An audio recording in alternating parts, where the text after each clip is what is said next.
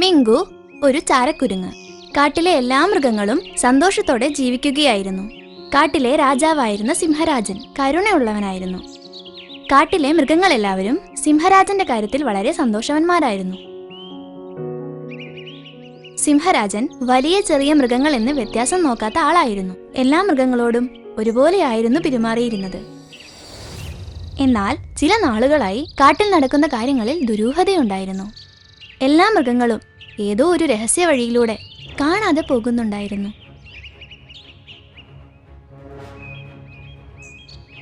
സിംഹരാജൻ ഈ വിഷയം കേട്ടിട്ട് ഒരുപാട് ആശങ്കയിലായിരുന്നു. പലതവണ ശ്രമിച്ചിരുന്നെങ്കിലും ഇതുവരെയും കാട്ടിലെ മൃഗങ്ങളെ ആരാണ് തട്ടിക്കൊണ്ടുപോയതെന്ന് സിംഹരാജന് കണ്ടുപിടിക്കാനായില്ല.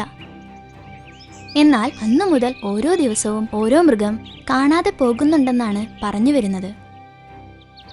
സിംഹരാജന്റെ കാട്ടിലുള്ള എല്ലാ മൃഗങ്ങളെയും സിംഹരാജൻ ഒരു ചർച്ച ചെയ്യുന്നതിന് വേണ്ടി വിളിച്ചു.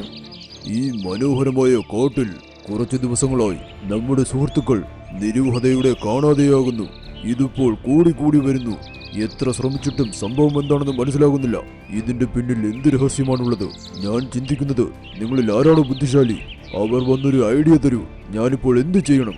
സിംഹരാജൻ പറഞ്ഞത് കേട്ട് ബ്ലാങ്കി പറഞ്ഞു, കാട്ടിലെ എല്ലാവരും കഷ്ടപ്പെട്ടു കണ്ടുപിടിക്കാനായിട്ട്, പക്ഷെ ഇതുവരെ കണ്ടുപിടിക്കാൻ പറ്റിയില്ല. എല്ലാവരും ഇത് നമ്മുടെ തലവിധിയാണല്ലോ എന്ന് ആലോചിച്ചാ ഇവിടെ ഇരിക്കുന്നേ. എനിക്ക് തോന്നുന്നത് ഇത് വല്ല പ്രേതത്തിന്റെയോ പിശാചിന്റെയോ പണിയായിരിക്കുമെന്നാ. എല്ലാവരെയും വിളിച്ച് ഞാൻ അഭിപ്രായം ചോദിച്ചുകൊണ്ടിരിക്കുന്നു. എന്നാൽ നിങ്ങൾ ഇങ്ങനെ ചെയ്യുന്നു? ഇതെല്ലാം നിങ്ങളുടെ കയ്യിൽ തന്നെ വെച്ചോളൂ. സിംഹരാജാവ് അങ്ങനെ പറഞ്ഞതും ബ്ലാങ്കി സിംഹരാജാവിന്റെ അടുത്ത് പോയി നിന്നു. എന്നാൽ ബ്ലാങ്കി പറഞ്ഞത് മിങ്കുവിന് ഇഷ്ടപ്പെട്ടില്ല. മിങ്കു ഒരു കുറുമ്പനായ കുരങ്ങനാണ്. അവന് കാട്ടിലുള്ളവരോട് മര്യാദ കുറവാണ്. ആ സമയത്ത് ദേഷ്യത്തോടെ മിങ്കു സിംഹരാജനോട് പറഞ്ഞു, എനിക്ക് തോന്നുന്നത് ഇതെല്ലാം പ്രേതത്തിന്റെ പണിയല്ല. ഇത് വ്യത്യസ്തമായിട്ടുണ്ട്. എനിക്ക് 2 ദിവസം സമയം തരൂ. 2 ദിവസം കൊണ്ട് എന്താണ് കാര്യമെന്ന് ഞാൻ കണ്ടുപിടിക്കാം മഹാരാജാവേ. ഇതിന് കാരണക്കാരെ ഞാൻ പിടികൂടും.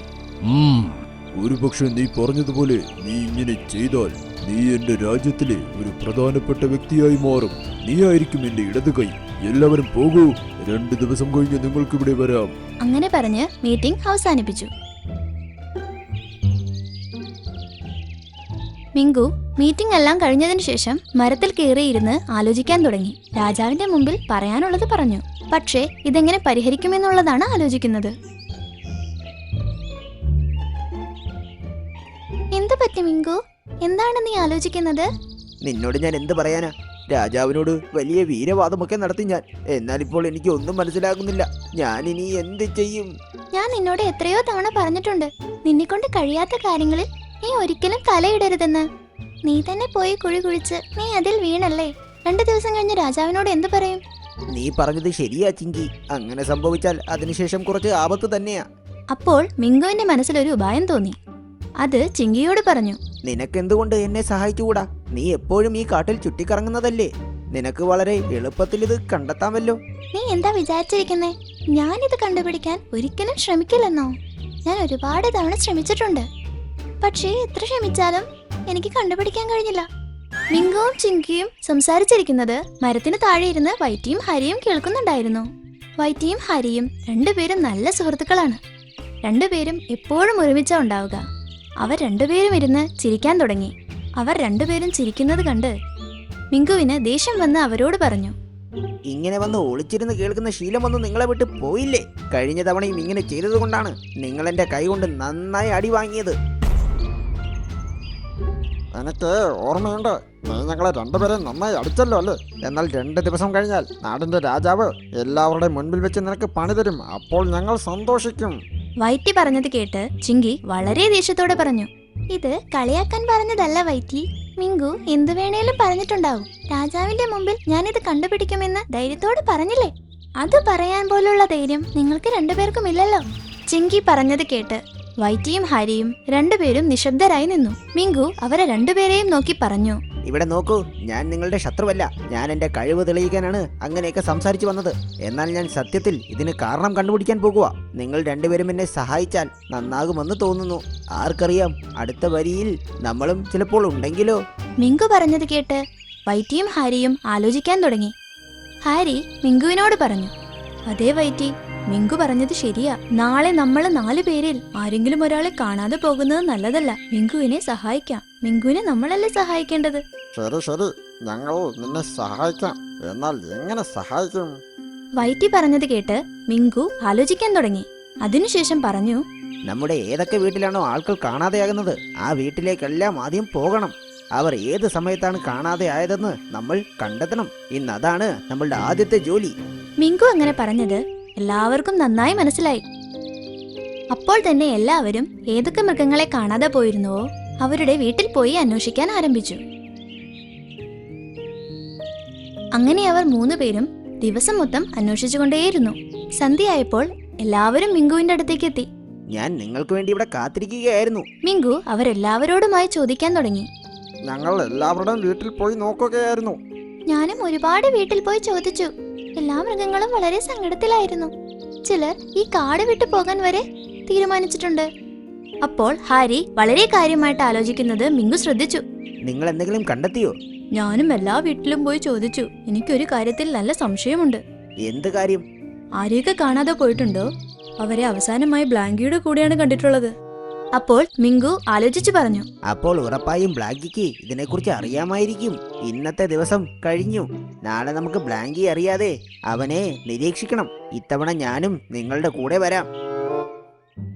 അടുത്ത ദിവസം മുതൽ എല്ലാവരും ചേർന്ന് ബ്ലാങ്കിയെ പിന്തുടരാൻ ആരംഭിച്ചു. എല്ലാവരും ഒളിഞ്ഞിരുന്ന് നോക്കിയപ്പോൾ മൃഗങ്ങൾ പോകരുതെന്ന് പറഞ്ഞ ഇടത്തിലൂടെ ബ്ലാങ്കി ആരും അറിയാതെ പോകുന്നത് കണ്ടു. ആരും അറിയാതെ പതിയെ അവർ ബ്ലാങ്കിയെ പിന്തുടരാൻ തുടങ്ങി. അപ്പോൾ ബ്ലാങ്കി അവിടെയുള്ളൊരു മരത്തിന്റെ ചുവട്ടിൽ പോയി നിന്നു. അതിനുശേഷം എന്തോ ഒരു വ്യത്യസ്തമായ ശബ്ദം പുറപ്പെടുവിച്ചു. അപ്പോൾ പെട്ടെന്ന് മരത്തിന്റെ മുകളിൽ നിന്നൊരു വേട്ടക്കാരൻ ബ്ലാങ്കിയെ കണ്ടതും അതിന്റെ മുന്നിലേക്ക് എടുത്തു ചാടി. 3 ദിവസമായി നീ എനിക്ക് വാക്ക് തന്നതാ, ദിവസവും ഒരു മൃഗത്തെ കൂട്ടിക്കൊണ്ടുവരാമെന്ന്. അതിനു പകരം വേവിച്ച് ഇറച്ചി ഞാൻ തരാമെന്നും പറഞ്ഞു. ഞാൻ മാത്രം എന്ത് ചെയ്യാനാ, എന്നെ കൊണ്ട് കഴിഞ്ഞില്ല. നിനക്കൊരു കാര്യം അറിയോ? സിംഹരാജൻ അത് ആരാണെന്ന് കണ്ടുപിടിക്കാൻ ശ്രമിക്കുന്നുണ്ട്. എന്നെക്കുറിച്ച് അറിയുമെന്ന് പേടിയുണ്ട്.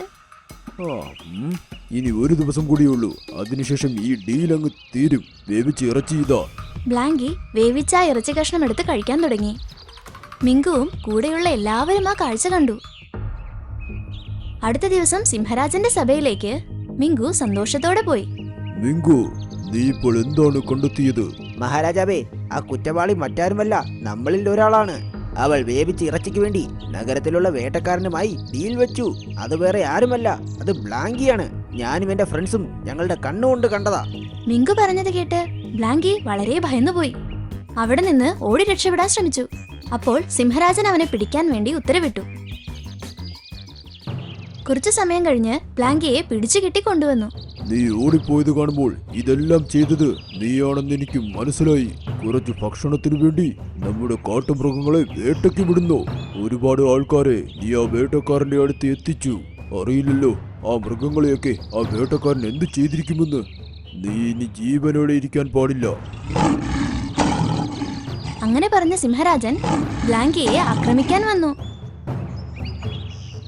അതിനുശേഷം എല്ലാവരും ആ വേട്ടക്കാരൻ ഒളിച്ചിരിക്കുന്ന സ്ഥലത്തേക്ക് മിങ്കു പറഞ്ഞതുപോലെ പോയി. അതിനുശേഷം എല്ലാ മൃഗങ്ങളും ചേർന്ന് എല്ലാ വേട്ടക്കാരെയും അവിടെ നിന്ന് ഓടിച്ചു. അതിനുശേഷം ഒരു വേട്ടക്കാരൻ പോലും ആ കാട്ടിലേക്ക് വന്നിട്ടേയില്ല.